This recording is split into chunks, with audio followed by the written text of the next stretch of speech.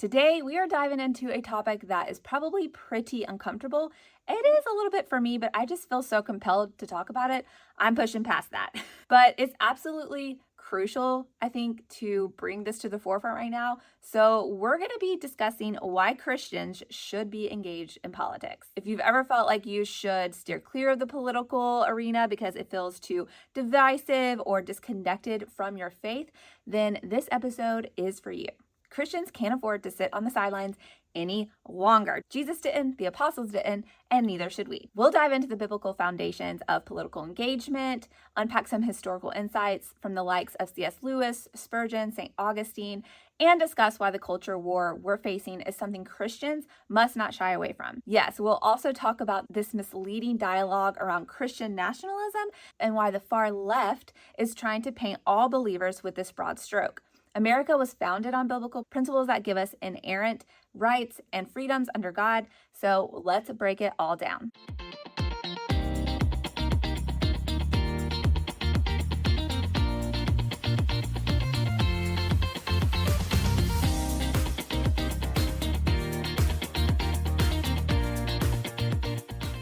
Let's start with the foundation. Scripture. Romans 13:1 says, "Let everyone be subject to the governing authorities, but for there is no authority except that which God has established." That's right. The very idea of authority comes from God. So why should we, as followers of Christ, ignore or disengage from something that God himself ordained? Jesus also spoke directly about authority. When questioned about paying taxes to Caesar, Matthew 22:21, Jesus replied, "Give back to Caesar what is Caesar's and to God what is God's." This doesn't mean withdrawing from civic responsibilities. It means recognizing that, yes, the government has its place, but our ultimate allegiance is to Christ. And when the government oversteps its boundaries, we are called to push back in truth and righteousness. Jesus exhibited this also with the Pharisees. The Pharisees were a governing authority in their community. There's governing authorities in our community. Jesus went to the temple. He turned over tables. He showed righteous anger for the things that they were doing that was against God's will, against God's truth, and against the character of the Lord. Proverbs 31:8-9 commands us to speak up for those who cannot speak for themselves, defend the rights of the poor and the needy. Jesus was revolutionary in his wisdom and truth because he uplifted those who are marginalized. He was the first one to come alongside and promote women and their purpose and their need in the community. He was the first one to say, take care of the orphans, the widows. We must give care to people that are suffering, who don't have as much, who need help. That is our call. That is our mission in this world. How can we do this effectively if we are disengaging from the very things that create the governance of our communities? It's not just about voting. It's about standing up for the vulnerable, the oppressed, the marginalized. And that starts by participating in the system that creates those laws that we all must abide by. Allie Beth Stuckey says it best when she says, policy matters because people matter. Statistics show that only 61% of eligible Christian voters actually vote. Let that sink in. A huge portion of believers are missing from the entire conversation. Meanwhile, laws are being passed that directly violate biblical principles. From abortion laws to attacks on religious freedoms and family, staying silent doesn't feel like an option. C.S. Lewis put it this way: Christianity is not compartmentalized. He warned us that following Christ requires all of us, our time, our work, and yes, our political engagement. If you are a believer, your faith should impact everything that you're doing, including choices that the community is making. Are we not called to be in this world, not part of it, but in it? And how can we do that if we're self-isolating from the very things that impact the lives of others? Then we have Charles Spurgeon, who also said, "Of all things under the sun, religion is the least likely to make men cowards." Yet so many Christians are acting cowardly, afraid of being labeled or canceled by the world. Why? The gospel has always been countercultural. If we're more afraid of being judged by other believers or secular cities than standing up for the truth, then I would say we've lost the plot. If Spurgeon's words don't convict you, maybe St. Augustine will. He was a theological nomad for our time, he argued in the City of God that we have a dual citizenship, one in heaven, but also on earth. God put us here for a reason. We're not to be self-isolating and only keep to ourselves. No, we are called to be out in the world. Think about the apostles in the Bible who lost their lives proclaiming Jesus, who went into town after town knowing that they were going to face persecution from the governing bodies, from their own church. This is what is our call. Our call is to stand for the truth. And our opinion does matter. And this world does need the light of Christ. How are we doing that if we're not even engaging in the things that affect everyday life? If we disengage politically, we abandon our duty in our earthly cities. And let's be real, those cities are suffering right now. Policies promoting injustice, immorality, and hostility to faith are becoming a mainstay. Augustine knew that Christians must not ignore these realities. We can't be so ethereal that we're just waiting for heaven. Otherwise, why would God not just make us angels to dwell with him there? He put us here for a reason. We're called to be the gospel, for our life to be an outward testimony of his goodness and what truth is, so people can see the light. They can be brought to the light. That is our mission. And how would we do that if we're disengaged from the things that rule over our way of life? Fast forward to today, and you'll see Christians have been so quiet here. I can speak to here more because there are Christians standing boldly in their faith, proclaiming Jesus and willing to die in other parts of this world. It's like we've retreated here in America. Look at the cultural landscape: abortion, gender ideology, the breakdown of the family, the attack on religious freedom. Where has the church been? In 2021 alone, the U.S. Congress introduced more than 400 bills restricting religious freedoms. We weren't allowed to go to church. Globally, persecution is on the rise. 360 million Christians are facing high levels of persecution all around the world. There's countries right now that our country is supporting that are throwing Christian preachers and priests in jail, closing their churches. It's something that we're not privy to, and we don't feel like it's that of a big of a deal because it's not in our face. But this is serious. We can't stay silent because we're afraid of being too political or divisive. The stakes are too high. We all know that Roe v. Wade had an overturn that's been decades in the making for reasons that it was not, according to our highest court of the land, a legal type of law. And now it's back in the hands of the states. Would that have happened had pro-lifers and people of faith stayed so quiet? This has been a hot button issue. This is an example of having persistence and consistency in messaging to help people see truth and see light. The far left has been quick to brand Christians as extremists under this new term, Christian nationalism. And let me be clear, Christian nationalism is not what Christians are. Christian nationalism, as it's framed by progressives, is this deceptive tactic to scare believers away from political engagement, to also paint Christians with a broad stroke that we are all in this extremist type of mindset. It conflates patriotism, biblical values, and advocacy for moral justice with this form of theocratic control. We are not a theocracy. And I'm not insinuating we create a theocracy. That is not what God called us to do. And that is not what America wants or needs. The left is trying to lump all believers into this extreme group because it helps villainize all Christians, the entire faith. So why are we not speaking up? Their message is to demonize the truth with which we stand for as believers. So how are we supposed to respond to this? First, we look to Jesus. He's the example. He wasn't afraid to speak truth. He wasn't afraid to engage with the governance of his communities, but he did it with grace, wisdom, and unshakable courage.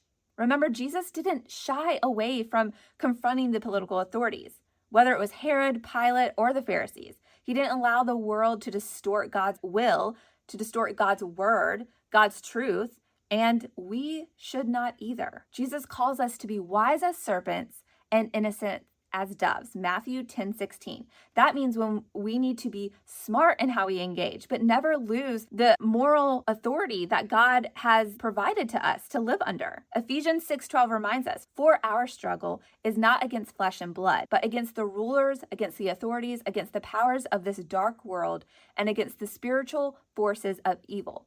When we engage in politics and political conversations, we must always remember that our fight is spiritual. Even when the battlefield looks like it's mired in murky political legalese talk.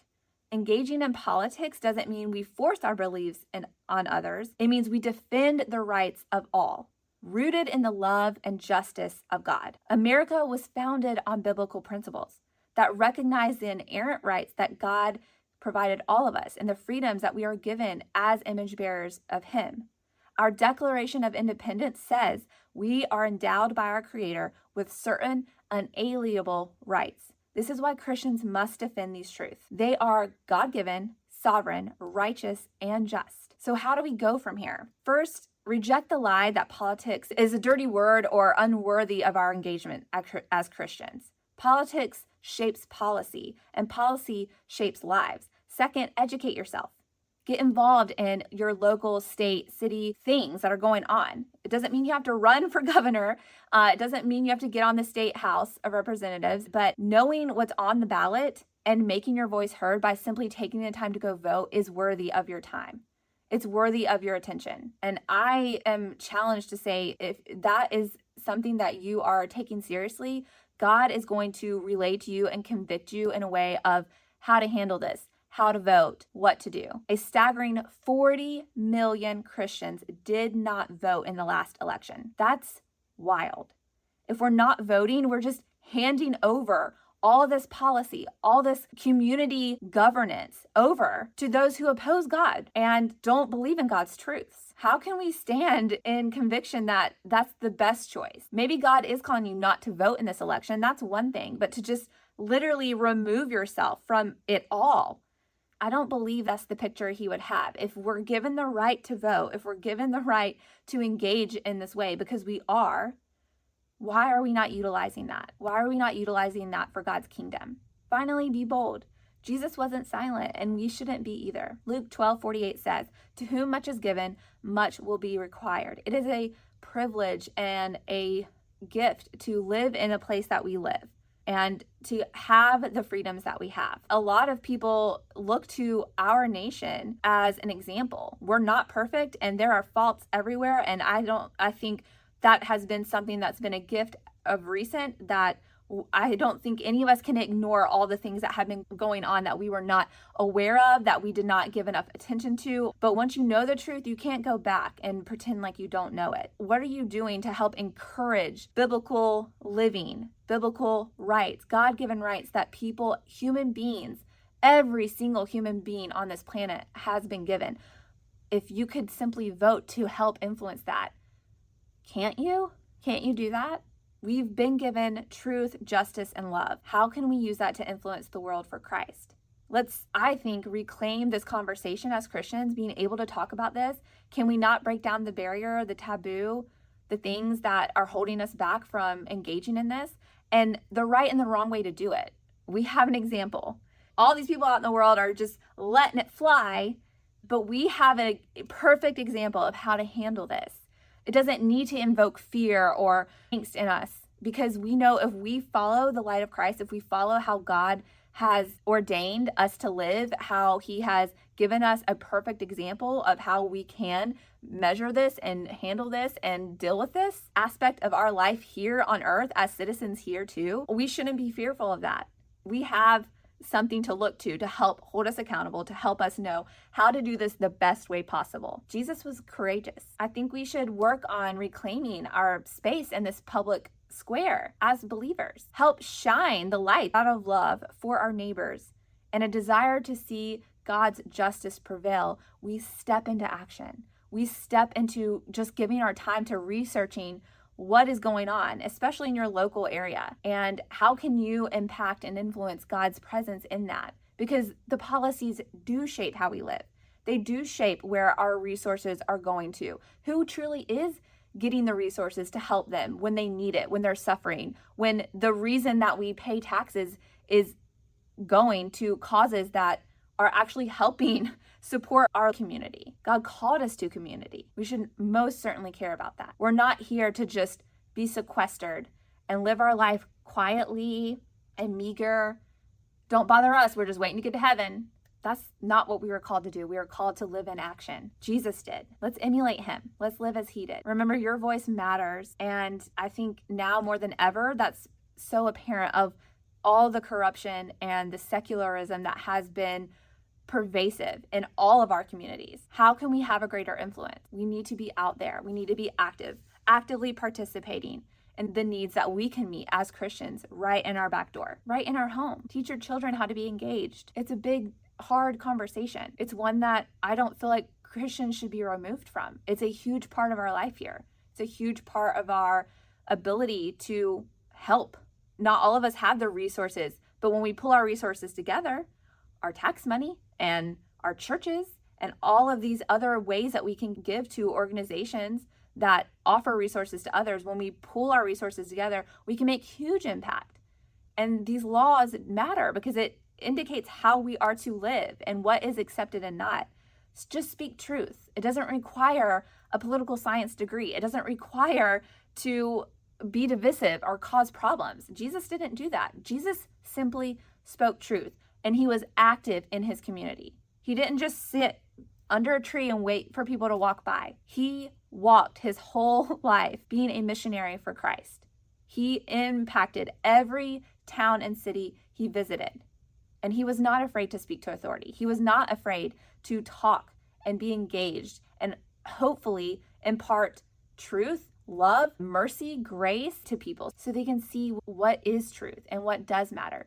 And I just feel compelled to talk about that. We have been dealing with a whole season of just constant chaos. And you do have something you can do that's going to help make a positive impact. And it's not for naught, because your action is showing others, yeah, we should care about this. Your influence to get involved is going to shine light where God's light needs to be. We should not remove ourselves from this conversation, from this arena of our world. We are citizens here too, while we are here. How can we do the best to promote God? How can we do our best to engage in a way that is helping others see the testimony of who God is and who we are and how we engage in the world? So I'm calling you into some type of intentional action today, intentional thought about this subject. I want to hear what you have to say in the comments. So I'm bracing myself for a lot of things. Hopefully I've found my people in this community that we're building together, and we can talk about this and share things and thoughts that we have in a dignified, Jesus-like manner so that we can help share things that each of us have been emboldened to talk about, to research about, to share about, and help all of us make conscious decisions and intentional choices to impact God's kingdom for God's glory. So do not be conformed to this world, but be transformed by the renewing of your mind. Cannot wait to talk to you soon. Bye.